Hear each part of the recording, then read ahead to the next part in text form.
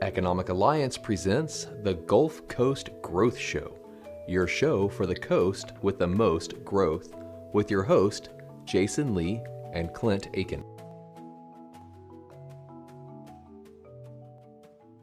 All right, and welcome to the Gulf Coast Growth Show, Your show for the coast with the most growth. I'm Jason Lee, your host, and this is my co-host, Clint Aiken. And we are here with Thomas Brinsko, the co-owner and second-generation owner of BIC Alliance here in the Houston Port region and really across the Gulf Coast in a number of states. And we're here to really talk about really not only your organization, a couple of things that you're involved in, and some of the impact in the region today. And so for those of you who don't know, Thomas is very impactful in the community. He's constantly involved. Every time, if there's an event or there's something taking place, there's somebody from BIC at that event. They're kind of a signature organization in our region. We're happy to share some time with you today, Thomas. Thanks for the gracious introduction. I'm super happy to be here today, Jason. Thanks for having me, Clint. Absolutely. Fantastic. So we'd like to dive in real quick. And the first place we want to start is tell us a little bit about BIC Alliance and maybe share a little bit about its impact here in the region.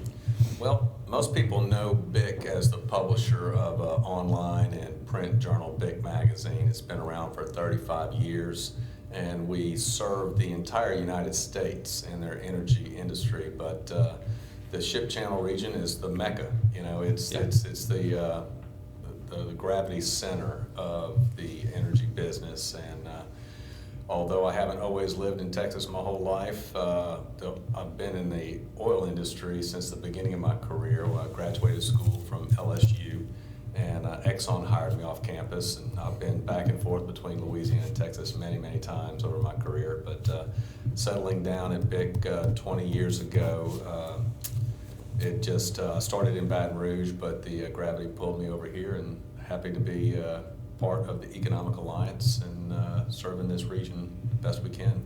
Fantastic. Now, when you talk about Mecca, I think you have a more of a broad scope because you've probably seen other parts of the regions or other industries in other areas. Unlike a lot of others, we might be stuck.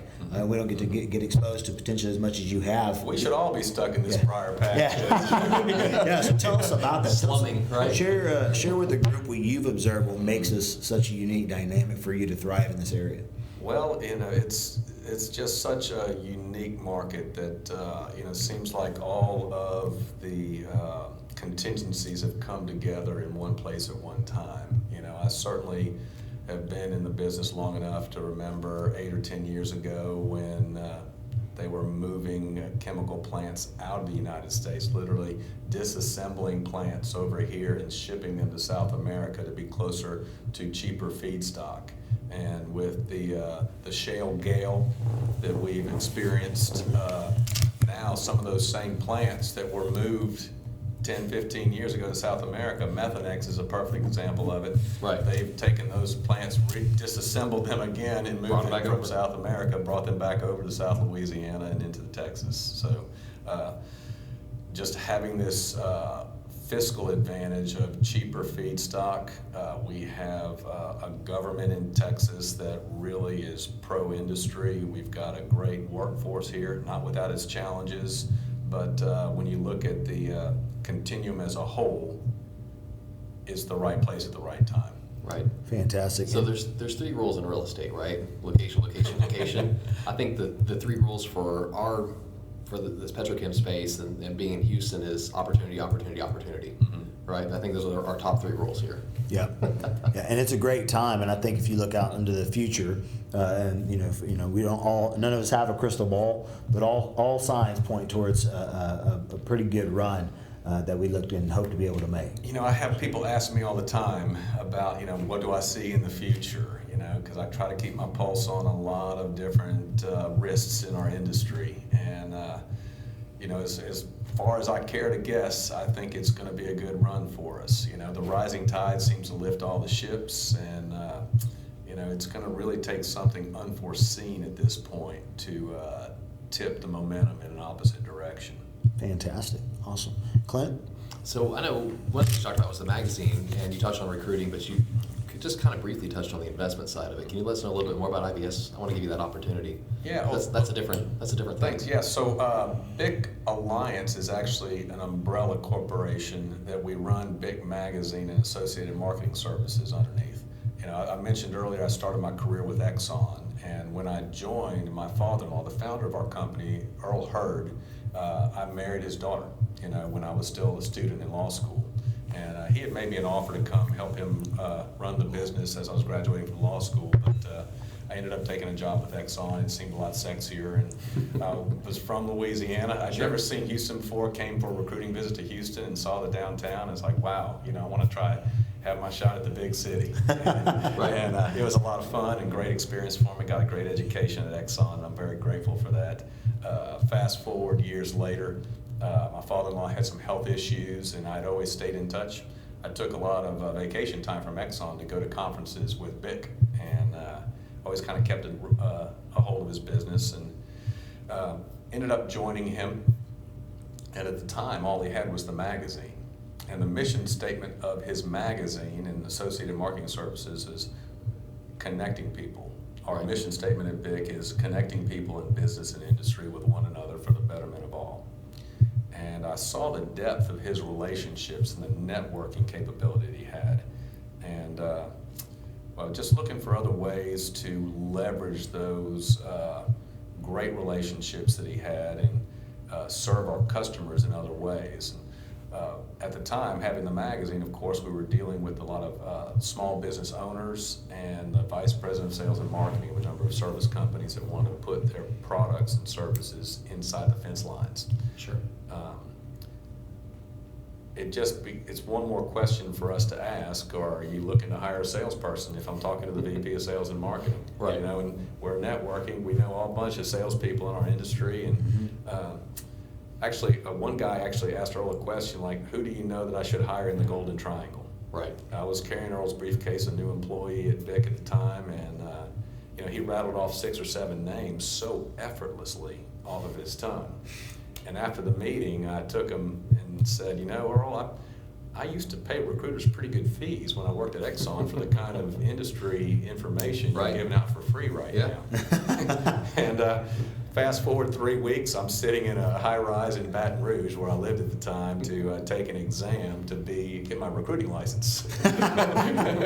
So we've been in the recruiting business ever since, and we do place a lot of outside salespeople, sales executives, but we've expanded that now into the operations professionals, HR, purchasing, that type of thing. Right. So same customer base. I'm always more than happy to refer people over to the BIC website, because you'll always have great opportunities. And you've been a great friend in that regard. We appreciate it very much. Sure. So one other thing I want to get into, since you were talking about networking, you do a lot with the get-together.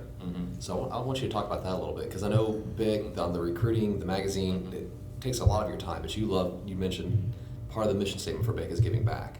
So one ways you give back is through the get-together. So you want to talk about that a little bit?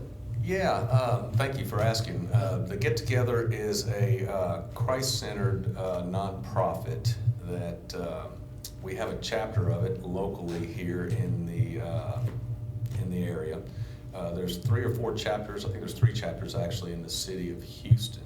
But I was invited by a leader at our church to go to a chapter way out on the west side of Houston, and I saw what they were doing, and it's really about networking. Networking for Christ, I call it. And that's not their words, that's mine. Right. But the objective of the get-together is to get the business community involved more with existing Christ-centered missions.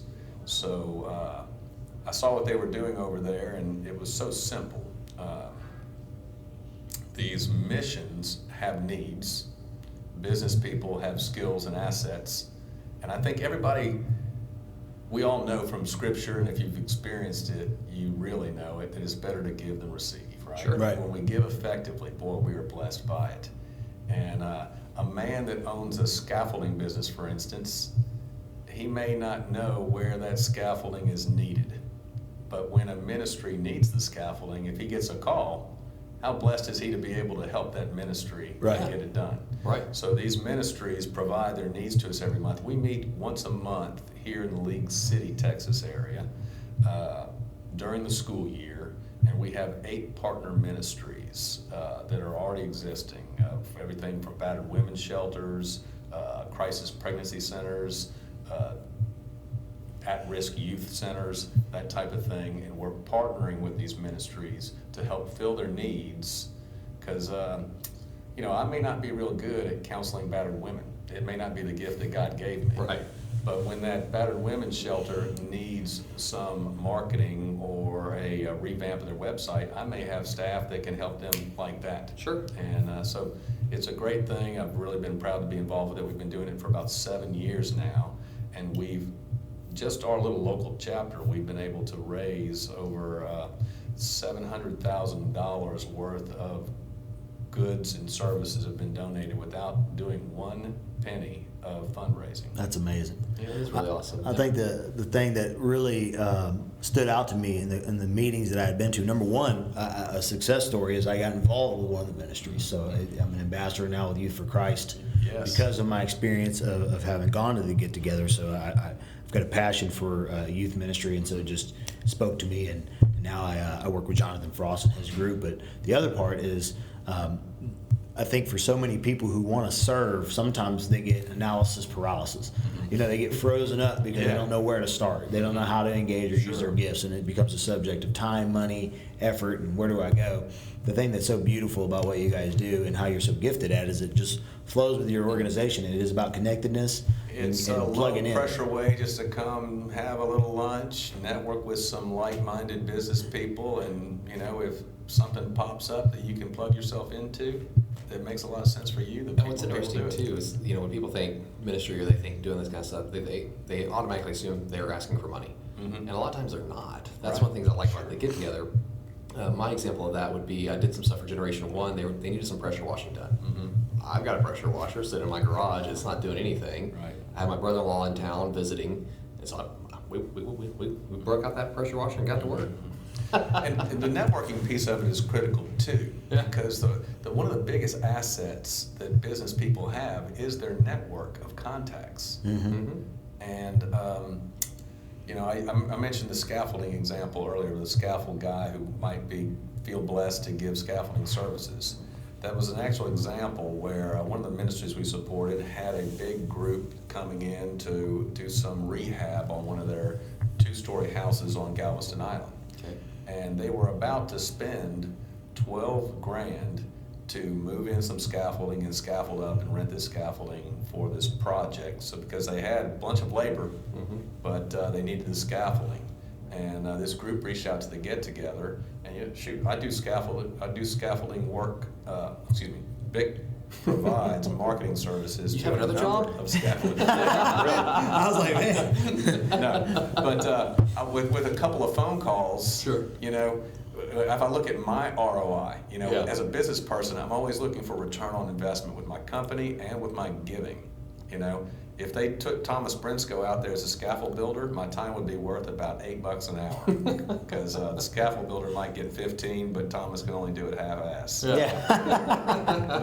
But with 15 or 30 minutes on the phone to call a few people, if I can get $12,000 worth of scaffolding donated in 15 minutes, now I've been effective with my time. Absolutely. And as a Christ follower and as a businessman, to give effectively in areas of need, boy, it really makes you feel good. Yeah.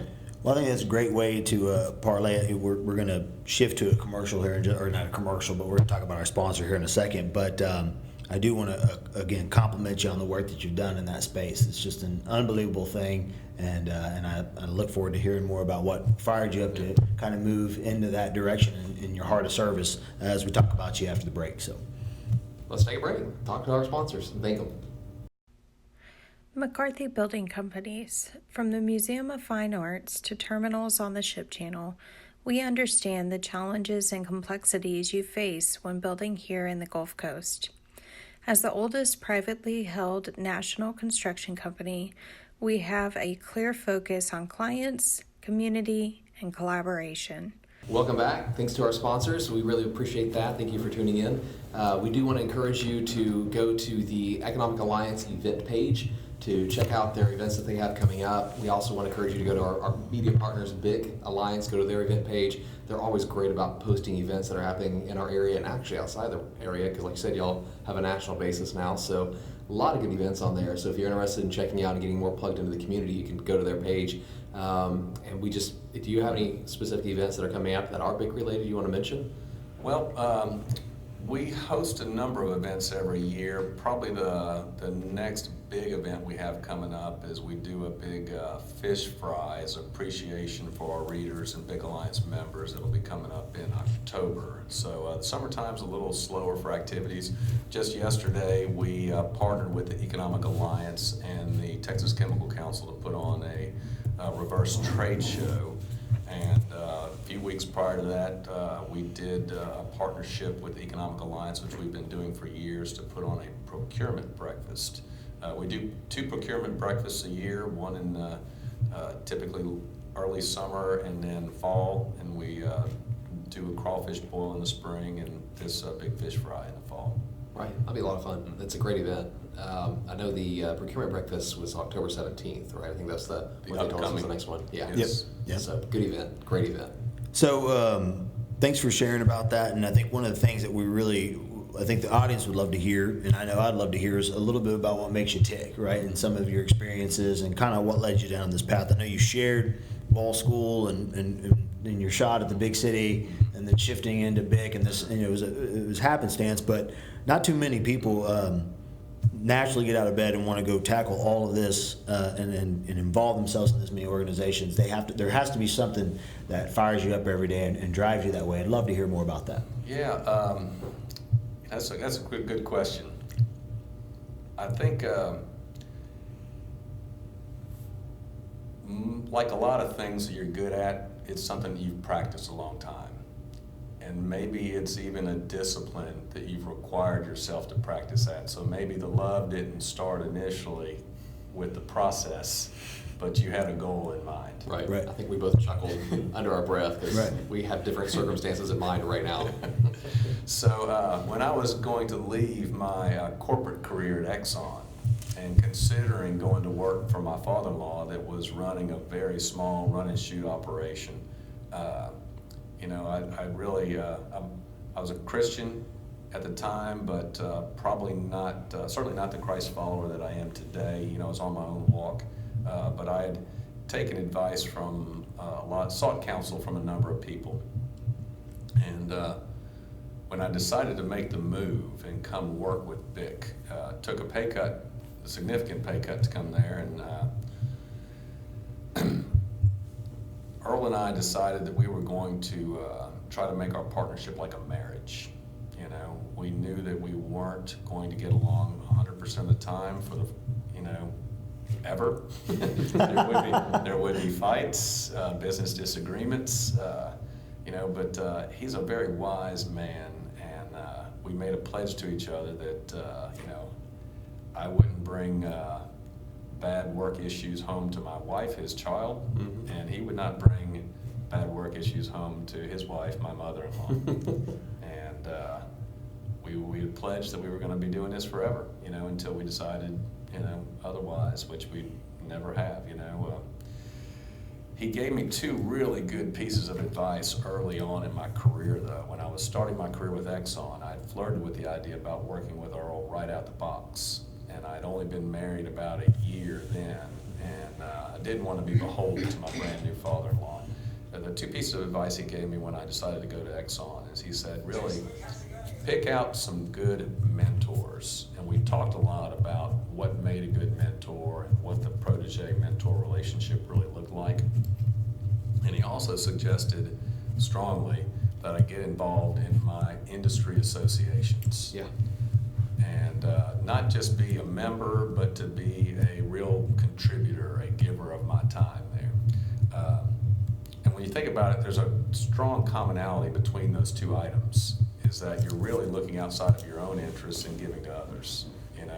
The idea of a protege is you're taking all of the administrative, petty, seemingly small work away and off the table of your mentor.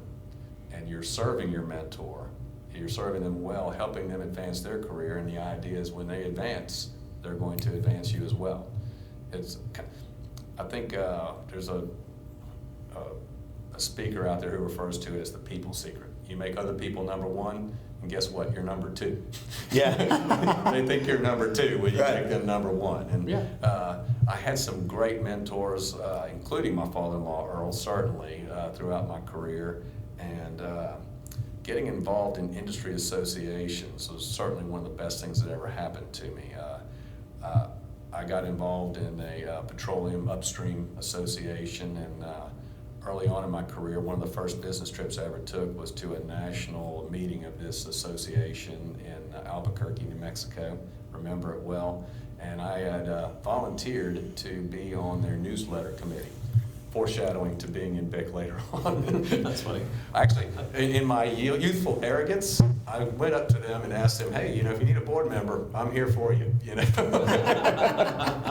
And they chuckled, much like you guys did. I was fresh out of school and thought I was bulletproof. And, I said, well, they didn't need board members right now. I said, what do you need?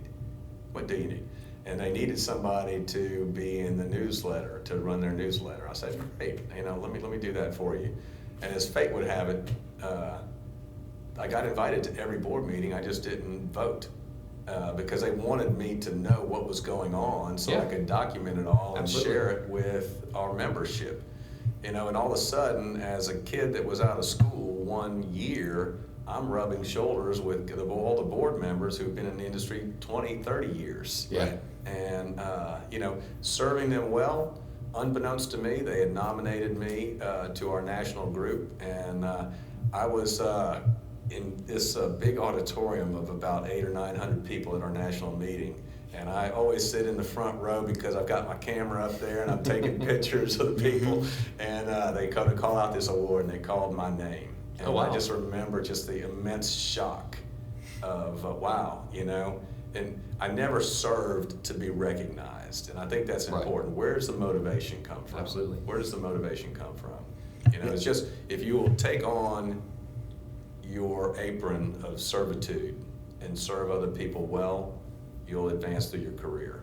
Yeah. And so as a result of that, it's a culture at BIC. You had mentioned earlier you see BIC people at all the events you go to. It's a requirement at my company for you to be involved. If you're working for Thomas Brinsko and BIC Alliance, you're going to be involved in an industry association, not just as a member, but as a contributor. You're going to be on a committee, you're going to be doing some work, and we're going to be serving our industry to really raise everyone. I think, first of all, I think I have about 30 young business leaders that I'm absolutely going to send this podcast to. That they absolutely need to hear it. And I know from personal experience early on as an entrepreneur, the first thing that I jumped at was, where am I going to find business? But what I've instinctively learned, and you just said it, was, and I shared with just a gentleman yesterday. I said, you're spending all of your time focused on trying to go to opportunities to find business, and none of your time feeding what makes you happy and service. You love to serve, you love to do this, and you're so busy worried about work, you're not getting any one of them done effectively. Why don't you go serve in some places that are going to help you meet people, and kill two birds with one stone, be energized so you can go home to your wife, be a happy camper, and guess what will happen? Eventually business will come. You'll get invited to the table. Absolutely. So I think it's a great testimony. And thanks for sharing that. So. Yeah. We have one of the whole reasons we started this was for younger listeners, for young people that are getting into the industry, to try and help them get into the industry. I think getting plugged in with the associations is huge. Someone who does frequently attend, we both attend things a lot. Seeing the younger people there, I'm so happy to see them there. I walk up to them, I don't even care whether they're there. I'm going to shake their hand. I'm going to try and introduce them to as many people as I can. So, and I've seen you do that as well. But getting young people into those trade organizations, it really is important because it does have such a huge impact on your career. So with that, we'll just let's transition a little bit. If there's anything that you wanted to highlight, any recognitions, any awards, anything that really stand out to you that you wanted to get some recognition for before we get off the show. Not so much. We've been very fortunate to be recognized occasionally, and it's not why we do it, but I'm particularly proud that my employees had applied for an award with Publishing Executive Magazine several years ago as being one of the best places to work, one of the best magazines to work in the country. And Big Magazine was recognized there as one of the top 10 magazines to work for. And they break it up into size categories, and certainly we're a smaller journal in a lot of ways. And then also with the line of service that the Texas Chemical Council, I've had the good fortune to serve for a number of years on the Texas Chemical Council the ACIT Board of Directors, the affiliate of the Texas Chemical Council. And as so many of our employees have been contributors, maybe 3 years ago, the ACIT created an award, a new award to recognize BIC with a leadership award, which this year was given to Chad Burke and his team at the Economic Alliance. Very, very much deserving so. But that's probably two of the awards I'm most proud of, because I know that they came from having the right heart and serving others. That's amazing. It's all about service and giving back. I think that's if you start there, great things are going to happen. So with that, we always like to thank and highlight and share a little gratitude for the people and the things that are going on in our lives that make us wake up every day. So Clint, I'd love to hear from you on what your attitude of gratitude is for today. Attitude of gratitude for today is just, there's so many things that we take for granted. I'm just grateful for, honestly, the little things. I know that sounds kind of stupid, but we're able to flick on a switch and we have power. Right now we're sitting in air conditioning. So there's so many little things that we take for granted, and until we don't have it, if the power goes out, everybody's freaking out. But there's so many things that we do take for granted. So I'm just grateful for all the little things. They really make a big difference. I'm grateful for the opportunity to get to serve as a host with the show. So, and for the Economic Alliance, to Thomas's point, I was only scratching the surface of what my awareness was of everything that took place in this area, and the people, and the magnitude of the things that take place, and also the service nature of some of these leaders. I only saw them from a distance, so getting to bring people on the show each week, getting to know them on a personal level, and getting to understand what makes them tick really helps me understand the selfless side of folks. It's just, we say it over and over again. I see it over and over. We have and over great again. people in our industry. It's unbelievable. We can all be thankful for that, for sure. That's a blessing. And Thomas?